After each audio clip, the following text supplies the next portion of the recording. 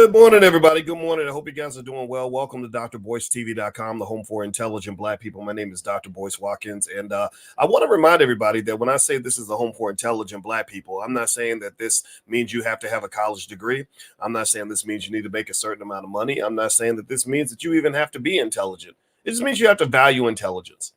There's too many people in our community that love ignorance. There's too many people in our community that love being backward. There are too many people in our community that love being a day late and a dollar short so they can feel sorry for themselves and get victimized. And there are no victims in this space. We're not victims. Give me a yes if you agree that we are not here to be victims and we want to be smarter. We value intelligence. If that's who you are, if you agree with that, this is the place for you. Now, today I want to talk about something. There's a lot of bad advice on the internet. And I saw a brother who said something weird that if you ask your children to take care of you during retirement, you're exploiting them, you're harming them. Like you might as well be a molester or something. Like you're taking advantage of your kids, and it ain't right to do that. I have no expectations of my child. I don't expect my child to do anything. Let me put that into context for you. And it actually relates to a topic I wrote extensively about in my new book, The 10 Commandments of Black Economic Power. So I need a couple things from you. Number one, let's do the audio check. Give me a yes if you can hear me. Let me know if you can hear me okay. Number two, hit the thumbs up button. Number three, subscribe. Number four, shout out the city you're from. We're going to get started on drboycetv.com right now.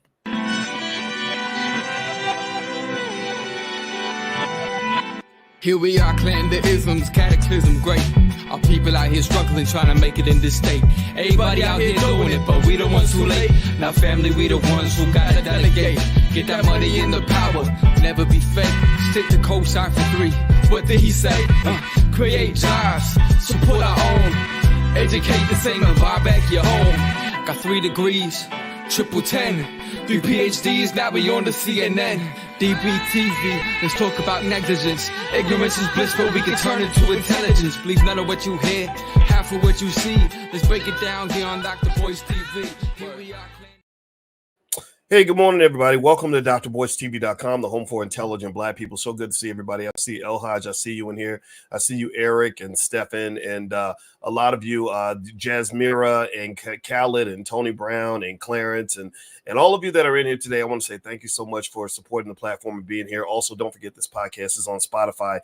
We had over 1 million downloads on Spotify alone last month, so I want to say thank you for that. We have probably about 10 million on YouTube. And so thank you guys for supporting the platform. When I started talking about economics with Black people, I had a lot of Black people years ago, back in 2006, 2007, when I started doing this stuff. They would tell me, Black people don't want to learn about money. Black people don't learn about economics. I said, well, Black people need money more than anybody. Why wouldn't Black people be interested in money? This is when I left Syracuse University. And I came out and I said, I want to talk publicly. Instead of teaching 30 white kids a semester, I'd rather go teach 30,000 people at a time in the Black community, because that's where the knowledge is needed. And I kid you not, I'm not joking. I literally had people that said, you're selling yourself short by going and talking to Black people, because Black people have no interest in financial stuff or economics and all that. And I said, that's a damn shame, because I hear so many people talking about money. I see people talking about how they would die for money and money over hoes and people going to prison over money, people fighting over money. And it just didn't make any sense. It doesn't make any sense that you would love and need money that bad, but claim to have no interest in learning about money. It seems to me that logically you'd want to learn about the thing that you need the most. Let me know if you know what I'm talking about, right? So anyway, I just went ahead and did it anyway. And fortunately, somebody listened. Not everybody listens, though. There's some people who get offended by the nature of the platform. They get offended. Kwame Brown did a whole series of like 12 videos about me saying that I was uppity because I said my platform is for intelligent Black people. And I said, that's not uppity, brother. There's nothing uppity about Black people wanting to be smart. There's nothing uppity about Black men wanting to be prepared. There's nothing uppity about Black women wanting to be successful. There's nothing uppity about our families wanting to be ahead in a society that wants to destroy us. Give me a yes if you agree with this. I hope somebody understands where I'm coming from. There's nothing uppity about me saying that, look, I want you to be intelligent. I want you to be ready. I want you to have a strategy. I want you to have a plan. And those who don't agree, I'm sorry. I just have to say, look, I'm sorry. I'm sorry that you're used to not winning. I'm sorry that you're used to us getting our butts kicked. I'm sorry that you want to see us fail. but that's not who I am. That's not who I am personally. That's not who you are, and that's not who I want us to be. So anyway, hit the thumbs up button, thumbs up, share, subscribe. If you haven't done it yet. And if you want a plan, by the way, we have a free plan in the Black Business School that you can have at blackwealthmasterplan.com. It's the $5 a day investing plan. I've talked about this extensively. Any family in here can go from poverty to wealth in about 10 years. It doesn't take that long. It's very easy to do. It's very straightforward. My PhD's in finance. This is the simplest thing I can offer to you. And really, those of you that already understand it, who've seen the $5 a day plan, I've told you, I've tried to push you a little bit because I don't want you to do $5 a day. I want you to do $10, $20, $30 a day if you can afford it. I want you to spend the same amount on your future as you invest in your car note. Or maybe the amount that you might invest in your landlord, or the amount you might invest in your cell phone bill. If you love your children as much as you love your car, then this is easy for you, right? So if somebody does $20 a day, their family's hitting millionaire status in less than a generation. Very easy, very straightforward to do. All you got to do is buy your assets and not sell them. So anyway, blackwealthmasterplan.com is where you can go to get the plan. You can also text the word stock to 89748. Text stock to 89748. I'll send you profit alerts. I'll send you all kinds of stuff that will help you. So feel free to text stock to 89748. Okay, so let's hop into this conversation. One thing that I saw, and every day, you know, there's different things that inspire me to talk, you know, about different topics, and this thing that kind of got to me. I kind of listened to what people are saying on the internet when it comes to money, and I heard a brother say basically that it's wrong to expect your children to help you out when you hit retirement. That if you do that, you are using your kids. And the reference he made was related to a lot of the NBA parents who have their child that they train him, they put money into him, they get him ready for the NBA. Then he gets to the NBA and they say, "Look, we made it, y'all. You know, we all, you know, we're now doing good. We're all doing good." And we know the stories, right? And this is not an unreasonable remark, right? It is easy to believe that it is a type of exploitation, right? It's very, because we've seen it. We've seen the exploitation. Let me know if you've seen this, where you have parents that expect so much from their kids that are literally looking at their children as a meal ticket. Their kids are 21, 22 years old. The 25-year-old can't live his life because mom and daddy's always on the phone asking for money. You're bringing your problems to your child. You're telling your kid, I need you for this and I need you for that. And so the kid can't really live their life. And I totally understand that. I had this, I dated this girl a long time ago. I won't say her name, but it was many, many years ago. And I remember that she had received a scholarship to go to any school in the country that she wanted to go to. And her mother was older and single and sick and wanted her to stay home with her. And it's okay to kind of expect some help. But the problem was that she had 4 older siblings who were doing nothing. So her 4 older siblings wasn't doing nothing, living right there in the town with the mama. But yet she was the one expected to stay home and take care of her mother. So she took care of her mother in high school. She was working the graveyard shift and still made straight A's. So she got this big scholarship to go anywhere she wanted. And then she ends up going right down the street to the University of Alabama, when she could have gone to Harvard, Yale, she could have gone to UCLA, wherever. But her mother would literally guilt trip her. Her mother would say, "Well, if you leave, I might get sick and I might die." And so she felt guilty. And I feel like that's too much to put on a child. I think that's way too much to put on a young person. I think that was absolutely despicable. I was sad when I heard that story. And we know these stories out there. I remember thinking, well, where are your siblings? Why aren't they stepping up? They're the older ones. They're supposed to clear the path for you. They're supposed to be blocking for you. Let me know if you know what I'm talking about. They're the ones that are supposed to be helping you out and having your back. But yet they're out in the streets doing only God knows what, while mama's sitting at home sick. I think that's sick. That's crazy to me. So we know these situations. We know that if you put too much weight on a child when they're young, they're not going to be able to properly develop, properly evolve. They're not going to be able to go out and do the normal things that normal people do, like get married, have a family of their own, go make money of their own, make themselves financially secure, because they're trying to carry this massive load. And a lot of families have that problem where you have one person carrying the load for everybody. Let me know if you know what I'm talking about. Give me an amen if you've seen this, or if you are that person in your family where everybody sits back. It's almost like a basketball game where the Chicago Bulls had a problem back in the day where Michael Jordan would would play so well that they would literally, that the other players would literally sit back and just watch Michael Jordan play. They would just sit back and they wouldn't be doing anything. They wouldn't be boxing out. They wouldn't be playing defense. They wouldn't be trying to get open. They do nothing. They just sit there and say, okay, well, let's hand Michael the ball and he's going to score all the points. And they realized that was not a winning strategy. So the same thing is true in our families. Some of us end up in the situation where we become the Michael Jordan of our family, and you end up having to always score all the points, and it can become absolutely exhausting. And I understand that. So I understand that perspective. In that context, that is absolutely incorrect. That is the wrong strategy. If your child is 25, 30, 35, 40 years old, that person should not be carrying the load for the family. Also, the key idea here is that everybody contributes. You know, I remember my mother used to say that when I was young. She used to say everybody contributes to the household. So she didn't say one person contributes. She didn't say you carry the whole load. But my mother said everybody contributes. And here's the thing. Let me just tell you this. This is going to make y'all, this is going to shock some of y'all. My mother, when I got my first job when I was 14 years old, my mama used to charge me rent. How about that? Can y'all believe that? My mama used to make me pay rent. I used to pay like maybe a third of my paycheck for rent. That is ghetto as hell. My mama did grow up in the project, so maybe that's where it came from. I didn't like it. I resisted it, and I still don't like it. We don't do that with our kids. I'm going to be honest with you. However, let me tell you what that did, though, for me as a kid, though. You know what that did? That empowered me, actually. That actually helped me understand that I can actually help out in this household. I can actually be an asset to my family and not a liability. See, this is a critical point. This is a critical line of demarcation that I want you to understand. See, here's the thing. There was a time 100 years ago where children were not seen the way they are seen right now. How many of y'all actually do me a favor, hit that thumbs up button. I got to turn off this space heater in my office because it's burning me up. So I hope y'all will hold on and be patient. Hit the thumbs up button. I'm going to come right back. Give me 1 second.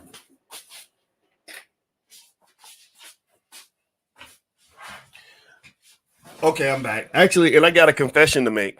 We're real ghetto here, and if I plug the space heater in that wall, eventually the circuit breaker trips, and then all the lights go out, and then I would have been embarrassed because my whole thing would have stopped in the middle of it because the lights and electricity and the internet would have went out. So that's another reason why I turned the space heater off. So I gotta just confess that to y'all. So I hope that doesn't make me look too stupid. Anyway, all right. So so here's the deal. So the thing is that while my mother asking me to pay rent, you know, we were talking about 100 years ago. Okay, so 100 years ago, parents had lots of kids because children actually were an asset. They said, we're going to invest in these kids. We're going to raise these kids properly. We're going to train them how to work on the farm. And the more kids we have, the more workers we'll have on the farm. One of my friends, Mary Stoddard, who spoke at our All Black National Convention, she's a lawyer and a PhD. All 5 of her kids are PhDs. Literally, she had 5 children. All 5 of the children became either medical doctors or PhDs. Her husband is a heart surgeon. And Mary grew up as a sharecropper, literally like picking cotton. And her parents had 17 children. All 17 of these children. See, I need y'all to understand what you lost in integration. This is what serious Black people are able to do. This is what your ancestors were able to pull off. They had 17 children. Pay attention now. All 17 of these sharecropper children graduated from college. How cool is that? How cool is that? All 17 of Mary Stoddard's siblings all graduated from college. And do you know why all 17 of these sharecropping children, they wasn't sitting around saying, oh, I'm a product of my environment, or oh, I gotta go thugging out in the street because I didn't get no opportunity. Oh no, we was born poor, so you know it's hard out here for a pimp. That's why we can't do nothing because we were born. They didn't do all of that. You know what they did? Do you know what they did that made the difference? They did what we do on this platform every single day. They have a plan. They had a plan. So their plan was, yeah, we're poor. You know, we 20 cents is a lot of money for us. But what we're going to do is we're going to get the first one in a position where they can go to college, get a scholarship or something. And then that child's responsibility will be to come back and help the next one get into college and get through college. And then that one will help that one. And then all the kids that are succeeding will start pouring back in and helping the kids behind them. Do y'all understand? Like they were building a ladder of success. And the reason I tell y'all these stories is because y'all hearing these dumbass stories of these rappers and all these ignorant people out here that are destroying themselves and then say, I can't help it. It called racism. Racism didn't stop you from reading that book. Racism didn't stop you from doing right by your family. Racism don't stop you from taking care of your kids. Racism don't stop you from being a good person. So really, pay attention now. This family, Mary Stoddard's family, they did this before you had civil rights acts and before you had student loans and corporate jobs and affirmative action. They figured it out. They had a plan. Y'all understand? Type the word plan in the chat. If you got a plan, then you can win. If you have a plan, you can win the battle. There's no military that's ever won a battle without a plan. So what is your battle plan, Black people? I just want to ask you this. Is your battle plan to wait for white people to be nicer to you? Is that your battle plan? Is that your battle?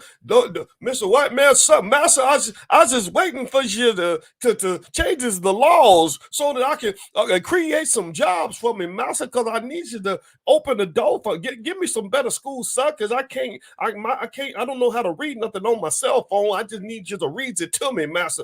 Like seriously, what is your plan? That's it. They don't expect Black people to have a plan. They think somehow having a plan, it really, I've had people say that I'm uppity by saying that we can have a plan, that we can actually achieve things on our own. Like, what's wrong with you? You're not sensitive to racism. I'm like, no, I'm actually more sensitive than you. That's why I have a plan. Because I'm not going to sit around waiting for some other man to come pick me up. I'm a man, damn it. I'm going to figure it out. We're going to do what we got to do. We're going to hustle harder. We're going to make it work. We're going to figure it out. We're going to get together because I got the greatest assets on earth, which are my teammates, which is called a family. A family, the Black family. See, y'all got to understand this. And I've talked about this extensively in my book, The 10 Commandments of Black Economic Power. Your family is a multi-million-dollar asset that you're not trained to tap into. They destabilize you. The reason that they are so quick to get you to go and give you their votes or give them your votes and give them your money in order for them to help you is because what they did was they went and they slashed your tires in your car so you would need to beg them for a ride. They don't want you to be empowered. They don't want you to have solutions. They don't want you to have a plan. They want your plan to be, I hope white Jesus and Joe Biden and the white man that I work for, I hope they all get together and come through and save me because I have no legs, so I can't even walk. That's what they did. Because think about this. How in the hell can this family, Mary Stoddard's family, of 17 kids that were sharecroppers, all graduate from college? And you got people nowadays, they got these schools, they're pouring billions of dollars into these schools, all kinds of after-school programs that are free, all kinds of social services and support, all kinds of stuff. Got phones in your pocket that have more information than any university in the history of this earth. But yet the kids still graduates and can't read. That's a mindset, people. That is a mindset. So let's get back to the idea of rearing kids. Okay, hit the thumbs up button, thumbs up, share, subscribe. And in case you don't know, we do educate our own around here. We're reading Powernomics. We're reading Dr. Claude Anderson's books, The Black History Reader. We do that every Wednesday night. If you want to join us, it is totally free to the whole community. All I ask is that you bring your family, and you also get free access to my life class. So that's $1,000 value, lifetime access. You get it absolutely free. Just go to blackkeystogreatness.com. That's blackkeystogreatness.com. This is a great book. Powernomics.com is Dr. Anderson's website. Excuse me.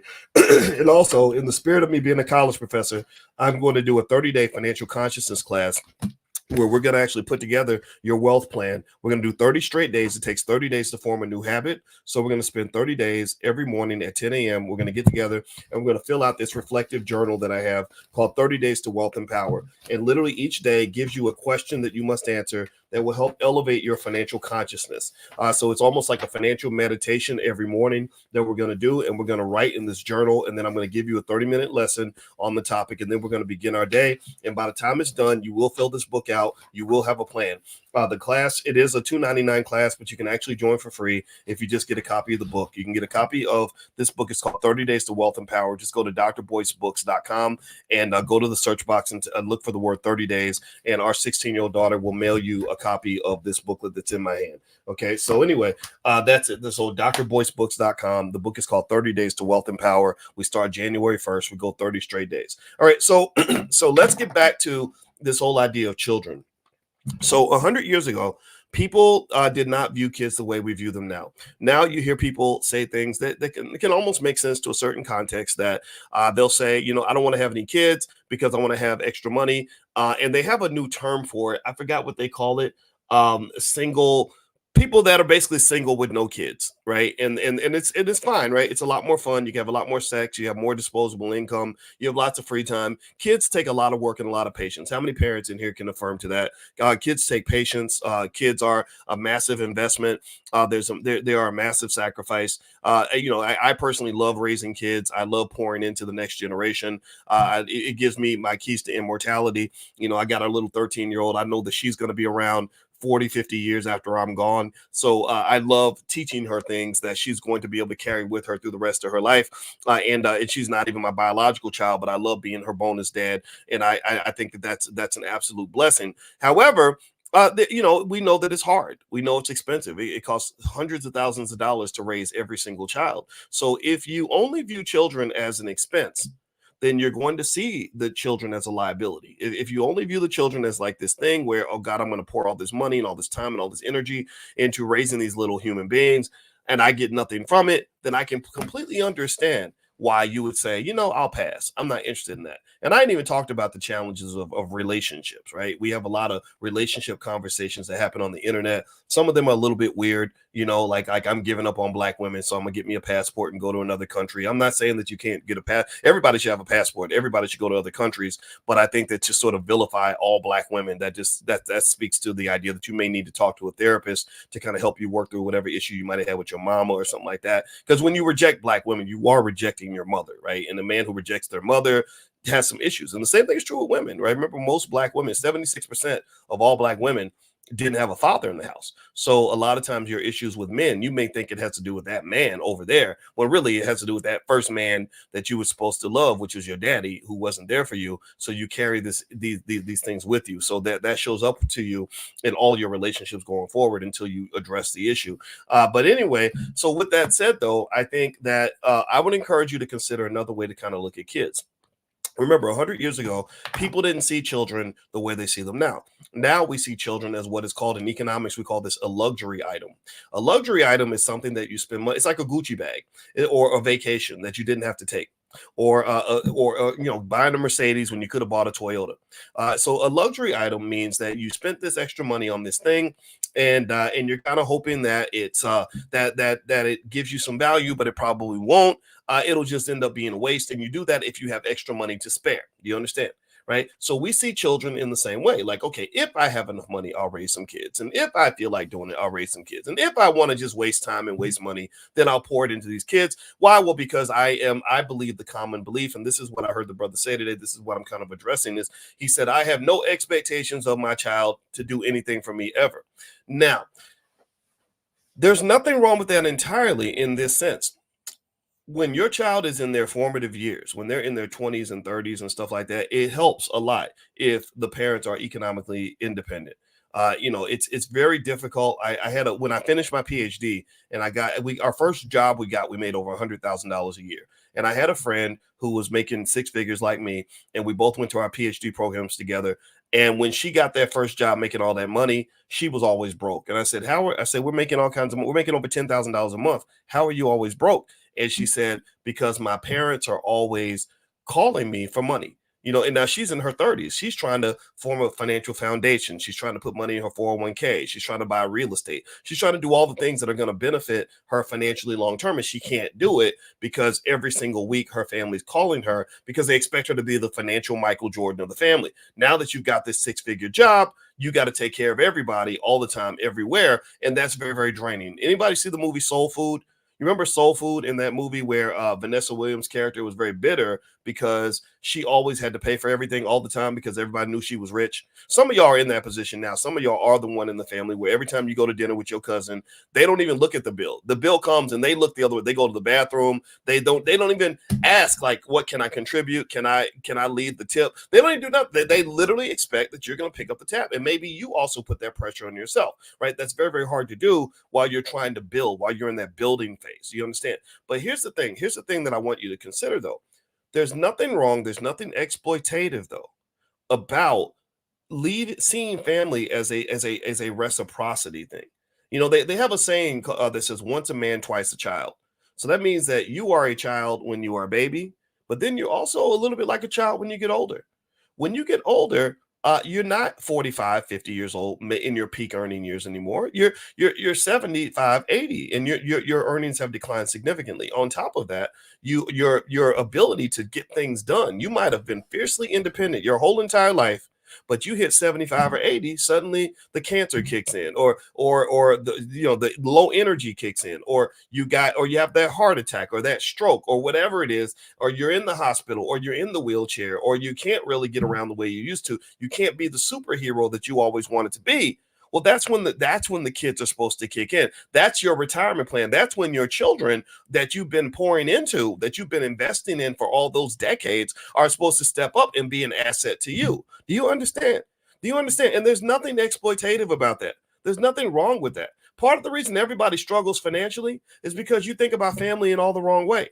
Every time I see a study where they say the average American can't afford an apartment and they don't have any extra money, I say, yeah, that's because you're talking about everybody doing everything all the time by themselves. If you're trying to go through this life solo, hell yeah, it's going to be harder for you solo than it is as a group, as a collective, as a family. We don't value family in this country, and I think it's because they want you dependent on the government. They want you dependent on the corporate plantation. They want you in constant fear. They want you to be barely a little bit over broke. That's what they want for you. Why? Well, because it's easier to make you a slave when you are struggling, when you on the verge of bankruptcy, when you barely getting by. Well, what's the easiest way to do that?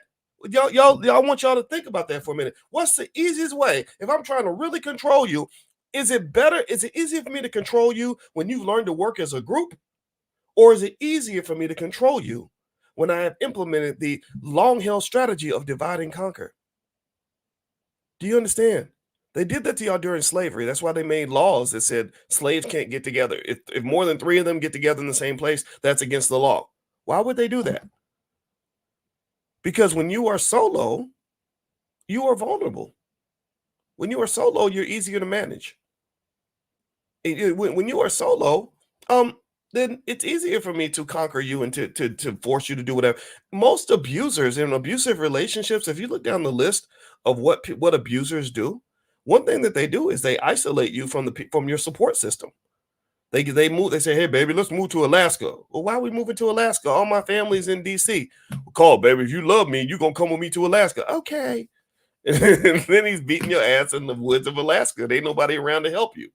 Yeah, so those brothers would have came back and kicked his ass. They're nowhere to be found. They're 3,000 miles away.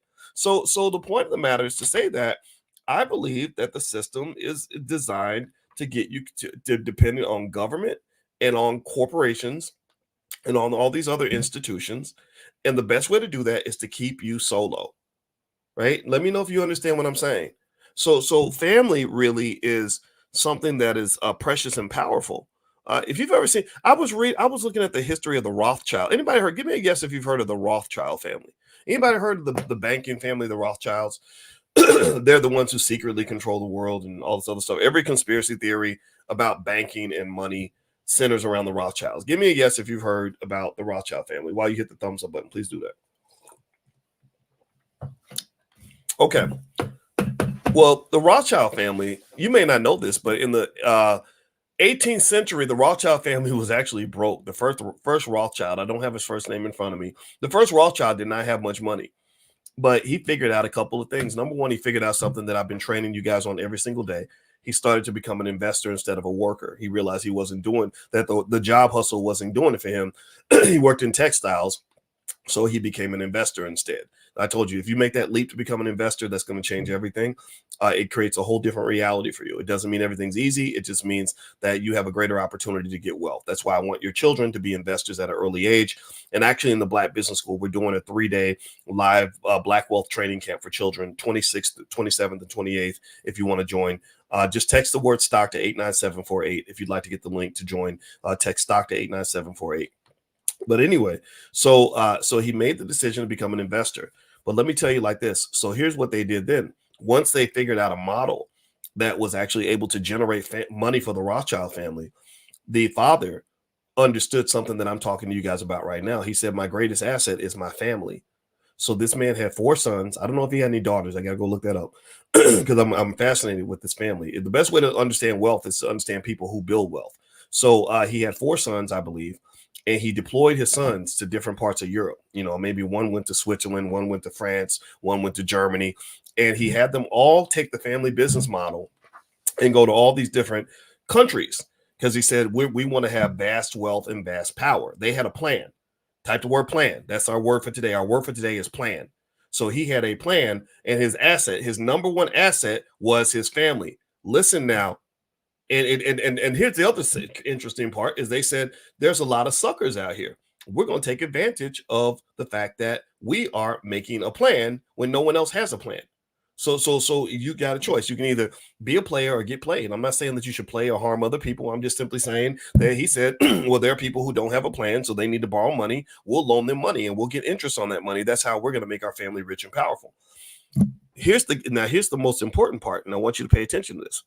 The most important part of this was when I was watching the documentary about the Rothschild family. He told his sons, he said, the most valuable thing that we own, the most important thing in your life is family. He told them exactly what I wrote to you guys in my book, The 10 Commandments of Black Economic Power. He put those kids on code. He said, ain't nothing more important than this family. You should be ready to die for the Rothschild family. You should be ready to fight for the Rothschild name. This is what we got. This is our asset. Don't you never let nobody penetrate this. And his sons carried that mentality with them all throughout the world. So here we are a couple hundred years later, and everybody sits around and complains about all these Rothschild family conspiracies about how much wealth and power they have and how they control the world, which is probably true. Well, why? Well, because they use the asset called family and they put their kids on code. Do you understand? Now, I want you to compare this, though. I want you to compare this to how people talk now. They tell their kids, I don't expect nothing from you. You don't owe nobody nothing. You go and you do whatever you want to do. I don't owe you nothing neither.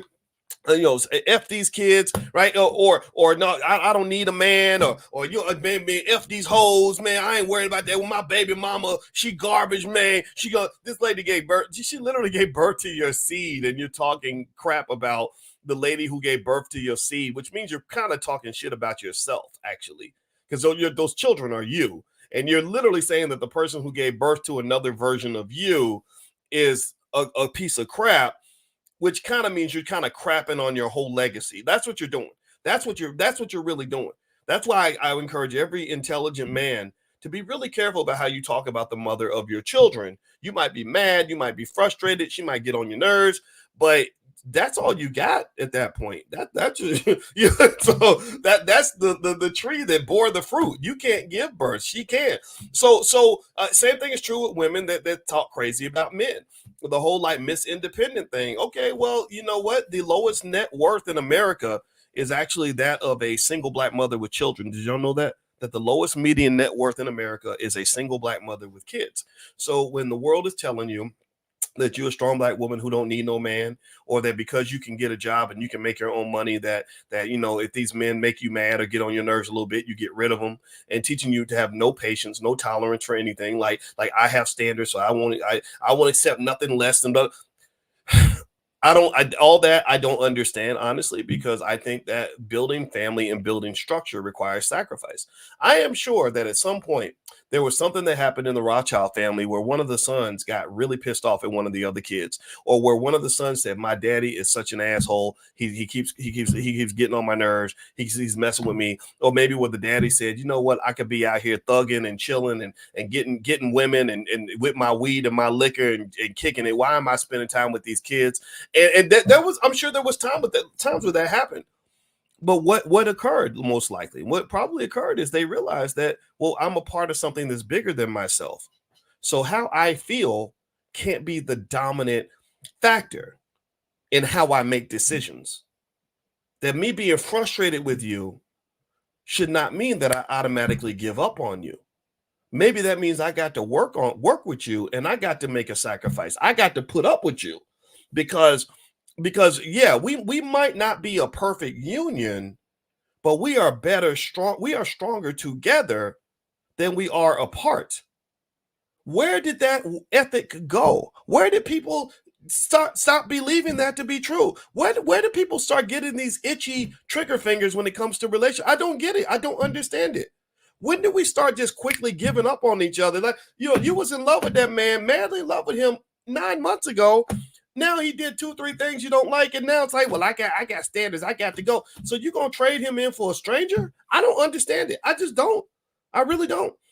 Same thing is true for men as well. When you see family as a liability, when you see children as a liability, then you're gonna end up um making certain decisions that may or may not put you in a position of long-term economic stability and power. I think that one way you can look at children, I'm not here to tell you what to do at all. I'm just here to give you a perspective that it's going to be different from what you're hearing everywhere else, because this is just, I'm 52 and I do have a PhD in finance. So I think about these things on just in a different kind of way. I want you to just kind of understand that if you look around this country, a lot of people are struggling. Give me a yes if you've noticed this. A lot of people are struggling. A lot of people are very frustrated. And I understand, I get it, and I understand it from a perspective of, I know what's inside the minds of these corporations. I know what's inside the minds of the politicians. I know what's inside the minds of, those parents that are struggling to pay the bills. I can describe all that pretty good detail.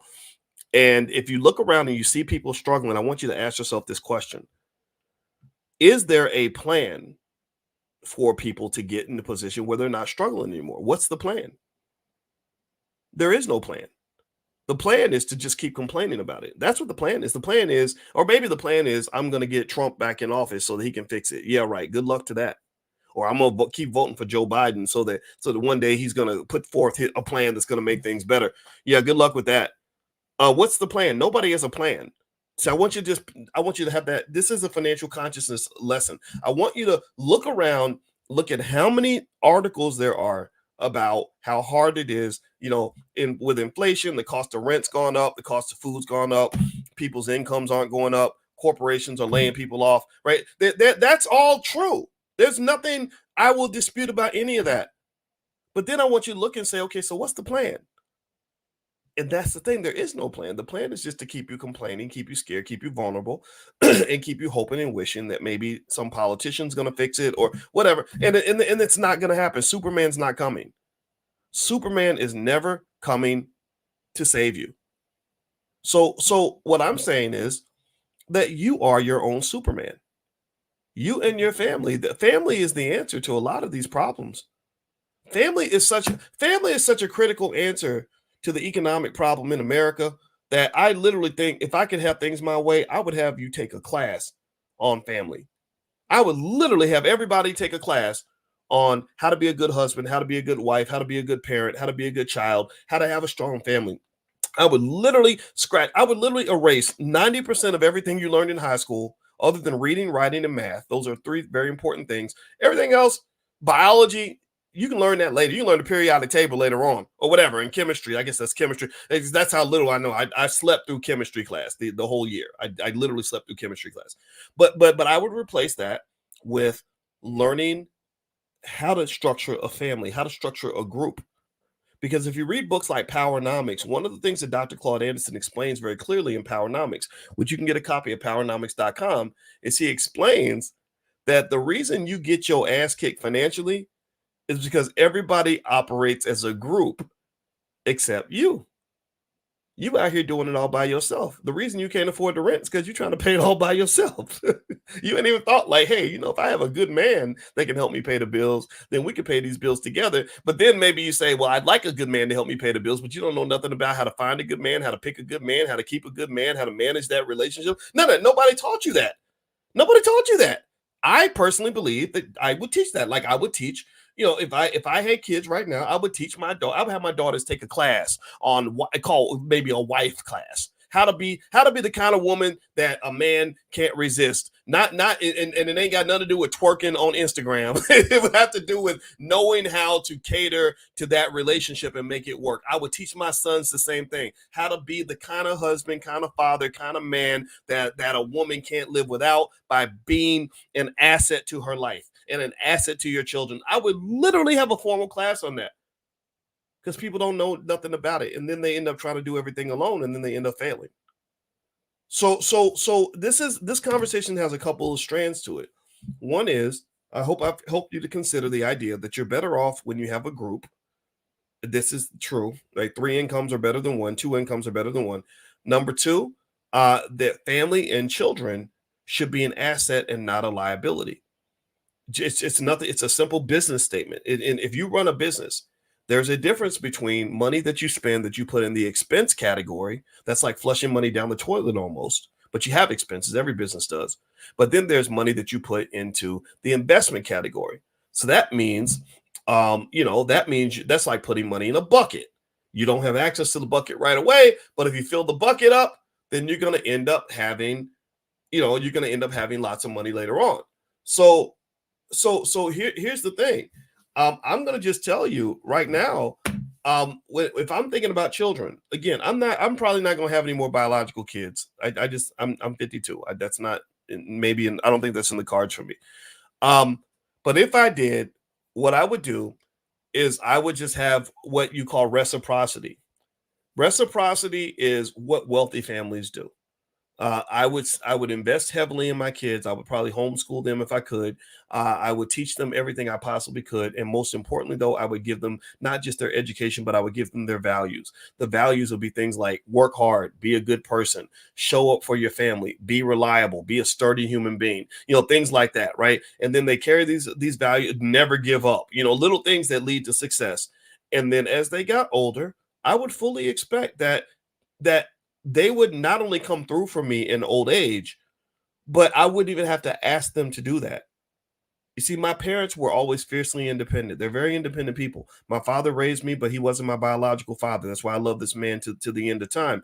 And they were always the kinds of people who said, "Don't worry about us. We're not dependent on you. We're good. You go live your life." And I appreciated them so much for that. They let us live worry-free. We got to do whatever we wanted. We didn't have to go home when somebody got sick. We didn't have to send money, none of that stuff.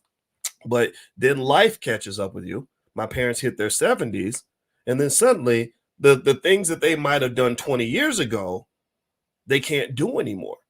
The independence they had in 2001 did not exist in 2021. So what does that mean? Well, that means that it's time to call in the cavalry. Well, the cavalry are those 3 little knucklehead kids you've been investing in for the last 30, 40, 50 years. Now the kids are getting together as a committee, and we're figuring out, okay, how we're going to make sure mama and daddy are good. How daddy needs a new truck. Okay, I'm going to buy him a new truck with cash. They want to pay off the house. Okay, we're going to pay off the house. They need a nurse. All right, let's get them a good quality nurse, right? There's nothing wrong with this. Is how it's supposed to work, Black people.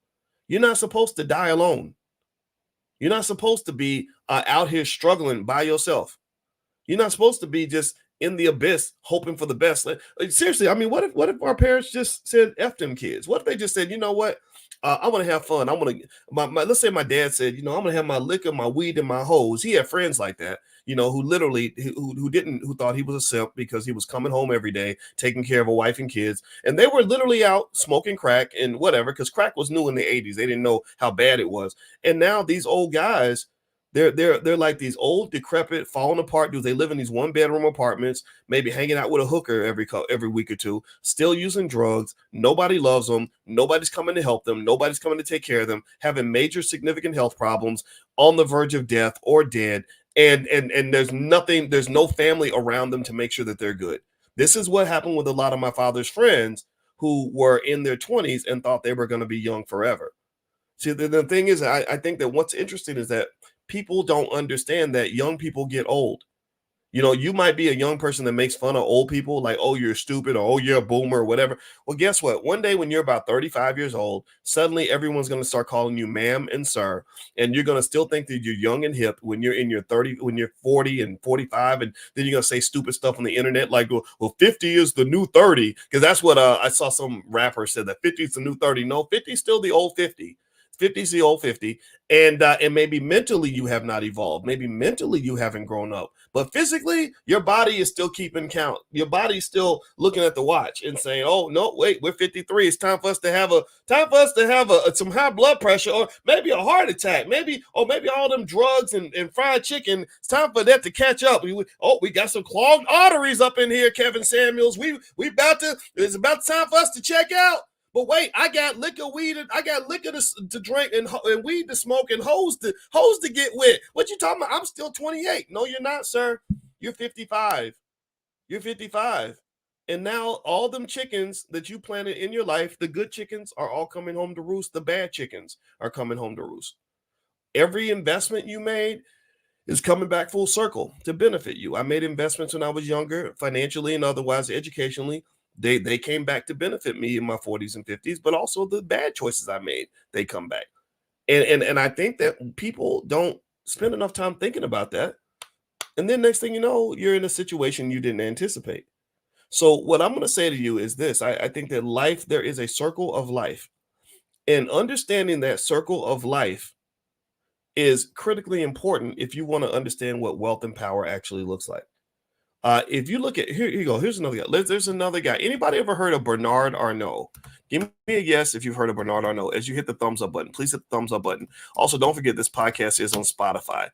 If you want to go check it out on Spotify, I have 2 podcasts on Spotify.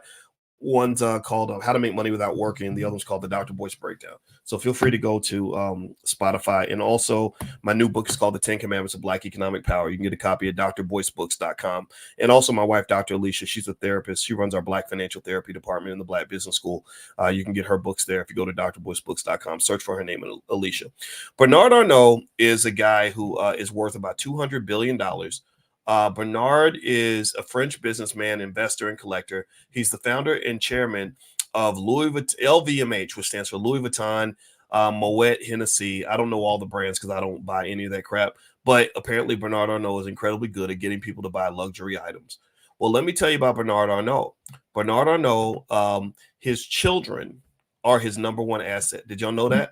Bernard Arnault, his children, let's see here. I'm gonna try to share my screen real quick so y'all can kind of take a look at the page I'm looking at here. If you look up Bernard Arnault's children, this will give you insights into how rich people think. Okay. Bernard Arnault invests heavily. He invests a lot in businesses and stocks and strategies and all that, but he really invests in his kids. And if you look here, you can see these are at least 5 of his children: Frederick, Alexandra, Delphine, and Antoine, and Jean. And one of the things that Bernard Arnault has always done is he has invested heavily by meeting with his children. He has business meetings with his children once a month, and he's specifically training his children to take over the family empire. So right now he's worth $200 billion, and his 5 kids are basically running various aspects of his empire. His daughter and every single one of his kids is a multi-billionaire. Every single one of his children is running some division of his company that is worth several $billion. And one of the things he's invested significant time into is making sure that his children are well trained on economics and wealth preservation. He made sure that he secured his legacy, just like the Rothschilds. I told you about the Rothschilds earlier. He made sure that every child was versed on the business, that every child had the right value system, that they understood the importance of protecting the family legacy. And he would meet with his kids once a month and sit down and talk to them about strategy. And when they were ready, he would let them take over various pieces of the company. So I personally think that every Black person in here that wants to be wealthy, and every non-Black person, you ain't got to be Black to be here. We just know this is the Black space, but you're welcome to be here. Every person in here that wants to be wealthy, that wants their children to be secure, that wants their family to be above the fold in terms of not getting caught up in all the nonsense where people are drowning financially and everything else is out here. Just understand how these wealthy people think when it comes to seeing their children and their family as a huge investment. Bernard Arnault was not having babies and thinking, you know what, why am I sitting around dealing with this baby mama when I could be out here, I could be out here getting more women and having fun and living my best life, or be a passport brother or something. Like, he wasn't talking all like that. He was like, no, I have my wife, I'm invested in my spouse, I'm having children with this spouse. Maybe he has multiple spouses, or he might have gotten a divorce, I'm not sure. But I remember hearing Charlie Munger, the guy who just died. He's worth several $1 billion. And Charlie Munger said something about spouses. He said a lot of the energy that you spend trading spouses and getting rid of one woman so you can get another one and all this other stuff. He said all that will take away from your ability to build any wealth and really accomplish anything. And so a lot of times what can happen is that I think, especially when you're younger, you can get so caught up in being distracted by relational issues. Like, who am I going to have sex with next? Problems with my boyfriend. Am I going to be with this girl or that girl? That it takes away from your ability to really actually develop anything that is strong and mature, right? And maybe it even links to the trauma issue that can maybe guide us toward immature behavior and pleasure-seeking behavior, as opposed to actually the disciplined behavior that actually leads to the execution of a plan that puts you in a position that is better than the one that you're in now. If you don't have some type of discipline and the ability to execute some sort of plan that moves you away from extreme pleasure-seeking behavior, then you're never really going to have anything good in this world. You're never going to be in a position where you're in control. You're going to always feel like you're kind of being slapped around by the world. So the people that are sitting around thinking about money and power, they tend to have control over the people who are running around just thinking about entertainment and sex and whatever. And if you look on the internet, I want you to really go, again, another consciousness exercise. I want you to go through the internet and look at the stuff that people are obsessed with. Look at the content that people are viewing. Look at the number of millions of people that just sit and make, are just watching gossipy content or sports content or whatever. I mean, I'm not saying those things are bad. I see those things too. But there are so many people that are sort of swept away in the social aspect of this vast thing called the internet, which is really just a great source of extraordinary information. And they're not using it to gain any information at all. They're going on the internet searching for entertainment, or maybe they're trying to hook up with somebody, or they're trying to get into little Twitter arguments with people over stuff that they ain't never going to make a difference. They ain't going to change the price of tea in China. And a lot of it, I think, comes from not feeling empowered to shape the world around you. I think it comes from kind of saying my job is to get up, go to work, come home, go to bed, maybe take care of my kids if I got kids. And then I'm going to just sit here. I'm going to scroll through the internet, because that dopamine rush of scrolling to the next Instagram post that makes me laugh allows me to numb the pain from the unhealed trauma that I have maybe since childhood, or the corporate trauma I'm enduring on a daily basis from going to a job that I hate, or the financial anxiety and financial trauma I'm experiencing from the fact that I'm barely living paycheck to paycheck. So I'm not making fun of anybody on this issue. I'm just trying to say that the only way you're going to really get past that is if you find some way to elevate your thinking. You have to elevate. And this is one of the reasons why I completely resisted. I didn't, when Kwame Brown made all those videos about me, because he didn't know me. He doesn't know me at all. He still never, he had the chance to meet me. He chose not to. But either way though, I didn't argue with him. I wasn't going to argue with him. I just simply said, you may think that I'm uppity because I say this is a platform for intelligent Black people, but this is how I roll. This is what I want. I believe that we have to raise our consciousness to be able to understand why everybody else is drowning. You understand? I met another great guy that I really like called 19 Keys. We met in Georgia, and he has a thing called High Level Conversations. And I said, that's great. I like this. I like the idea of Black people having high level conversations, because we can only have so many conversations about sex and football and gossip, right? And even if we talk about gossip, I think there should be a higher level objective that encourages us to look down and sort of see the world that we live in, so we can understand where we want to be in it. Because if you don't, the world will just kind of slap you around. That's the point. The world will just kind of, the people that are really moving and making things happen, they will manipulate you to the ends of the earth. The Bernard Arnaults, the Rothschilds, all these people, they achieve their power. The Rothschilds achieve their power by observing the behavior of other people, and they realize, hey, wait a minute, if we do this over here, we can put our family in a power position and basically eat off the sheep. That's what they did. So the question is, are you going to be a sheep or are you going to be a leader? You got to make a decision. You got to make that choice yourself. Okay. All right. So anyway, guys, that's it. I don't have anything else to say. Thank you so much for listening. Do me a favor, hit the thumbs up button, thumbs up, share, subscribe.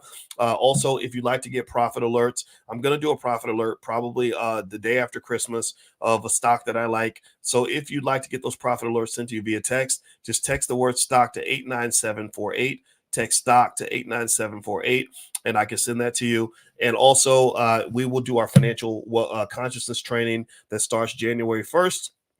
We're going to meet every morning, 30 straight days, and we're going to do a financial lesson. We're going to fill out this manual, this book I put together. It's a reflective journal called 30 Days to Wealth and Power. And when you get done, what I'm going to do is I'm going to challenge you to think about a financial question that will elevate your economic consciousness and your economic awareness. And when you're done, this book will be filled out and you will have a plan. You can join the class for free. You could pay the $2.99 fee if you want lifetime access to everything, but you don't have to do that. You can join for free if you get a copy of the book. The book is like $24.99. So if you go to drboycebooks.com, we will send everybody who buys a copy of the book a link to join the class. So go to drboycebooks.com. The class is going to take place on B1 Nation, which is our social media platform. That's b1nation.us. So feel free to join us for financial consciousness. And that's it. All right. So have a great day, guys. Thank you so much for listening. Love you much. Merry Christmas, Happy Hanukkah, Happy Kwanzaa, whatever you celebrate. I'll see you soon. Peace.